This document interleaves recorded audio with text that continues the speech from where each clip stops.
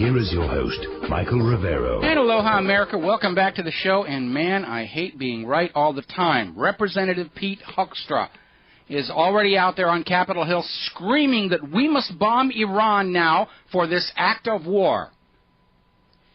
This is the bum's rush. They're going to get this thing going as fast as they can before the American people have a chance to think about what's going on and stand up and say no. There has been no act of war. There has been what appears to be an entrapment and a hoax, the latest in a long series. And the media is trying to simply shout it out, yes, we must go do Iran. Why? What has Iran done to attack the United States of America? There is absolutely no evidence that these Iranian suspects had anything at all to do with anything other than the testimony of a DEA informant who set them up. Now, Iran has already issued their official response saying it's just the latest in a long line of complete fabrications by Israel and the United States government to explain away why the U.S. and Israel, which are constantly invading other countries, have to go invade Iran, which hasn't invaded anybody. Remember what Sun Tzu said. All war is based on deception. To sell you an invasion of a country that has not attacked us, the U.S. government has to lie to you, and that's what's going on here. And they're going to try and get the bombs falling before you have a chance to stand up and say, wait a minute, there's no evidence to support any of this stuff. This is even more of a phantom than the dodgy dossier and Saddam's nuclear weapons. But you'd better stand up, and you'd better start shouting right now. And for those of you listening to this show in the Occupy America camps, this is an attack on you. This is an attempt to basically undermine what you're doing. Because the next thing that's going to happen is the media's going to come out and say, you're all traitors. You're all, we're at war now. And you're siding with the terrorists and the Iranians and the rest of it. That's going to be the next attack on you. So the money junkies can go on making their money off of war. I told you, the other side likes to play dirty. And this is as dirty as it gets. You had better all stand up right now, every single American who is tired of war as a means to enrich the bankers and to placate Israel. Now's the time you'd better stand up, right this minute, right this second. Go talk to your friends, your neighbors, call your local newspaper, call your TV station, call your Congress critter and say, no blanking way.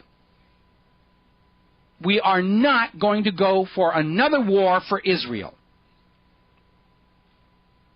We are not going to be fooled again by a government that rules us with lies and deceptions. Because if you don't stand up and start screaming right now, the bombs could be falling tomorrow, the day after. They could be falling later tonight.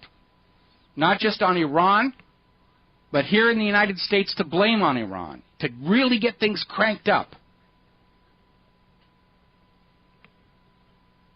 The new Pearl Harbor, the new 9/11, whatever you're going to call it. The U.S. government and Israel understand very clearly, and you need to understand it too. The only chance they have of getting this war going and derailing the Occupy movement is they're going to have to set off a nuke someplace in this country, or a biological weapon, or something, and blame it on Iran and just try and get everybody all whipped up and ready to go to war again. And the only thing that will stop them is if there are enough people screaming that we've had enough of the lies and deceptions and wars and we're not going to fall for it again.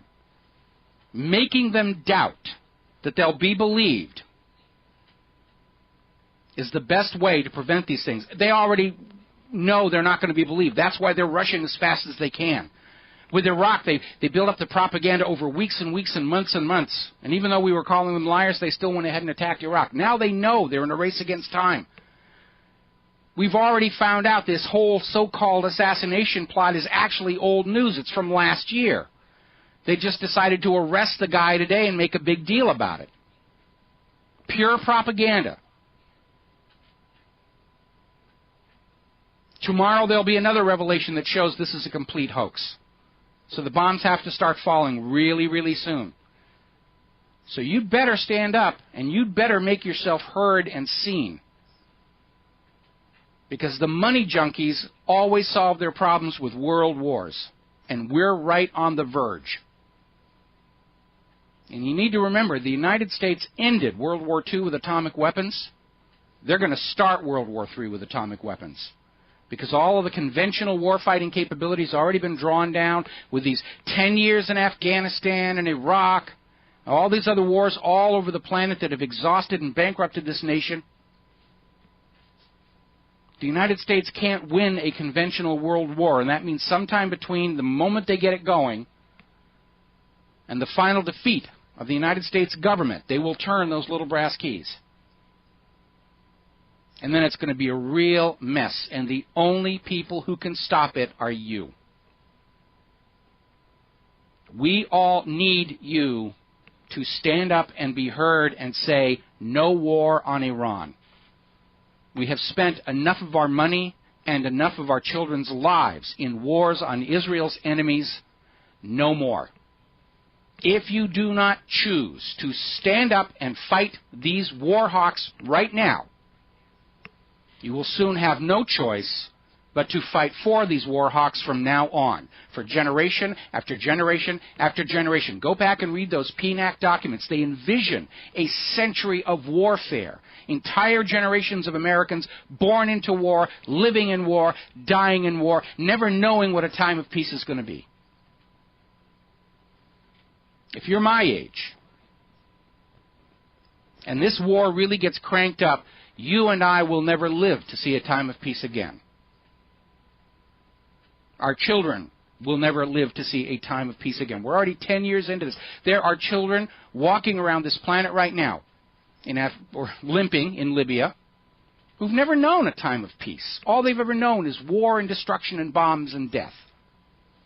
Is that really the best that our government can aspire to?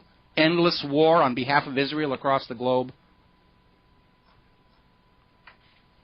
And I'm sorry to get on my soapbox, and I'm sorry to lecture you like this, but we're really at the end right now of this long path. The U.S. government is afraid of the Occupy movement. Israel's afraid of the Occupy movement, and their only solution is to really get World War III going. We can't let them do that. You know what? I told you yesterday, the money junkies would gladly see 50 million of you die as long as the remaining 270 million remain their slaves. And that's what they're on the verge of doing.